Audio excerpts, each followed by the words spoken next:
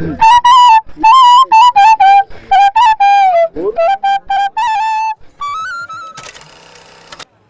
বাংলার মেলা ও বান্নি গ্রামীণ সংস্কৃতির অবিচ্ছেদ্য অংশ।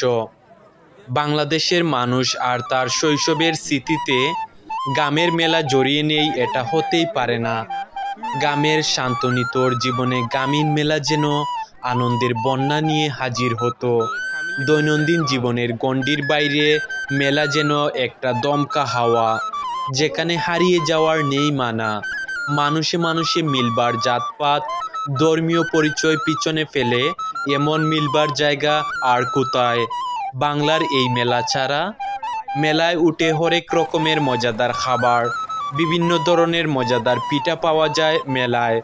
পাওয়া যায় ভাপা পিঠা, চিতই পিঠা সহ নানান ধরনের নারিকেলের পিঠা।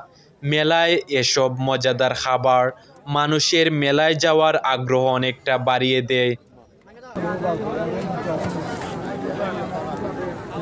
শিশুদের আনন্দের আরেকটি মাধ্যম হচ্ছে নাগরদোলা। এছাড়া তরুণ তরুণীরাও এই নাগরদোলা চড়তে পছন্দ করে।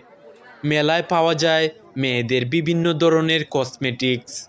গ্রাম অঞ্চলের মেয়েরা দল বেঁধে মেলায় যায় নিজেদের জন্য শখের কসমেটিক্স কিনতে। শীতের রাতে বন্ধুদের সাথে মেলার ভিড়ের মধ্যে দাঁড়িয়ে খাঁটি গুড়ের চা খাওয়ার স্বাদই আলাদা। সবচেয়ে আকর্ষণীয় হচ্ছে মেলার রসের মিষ্টি।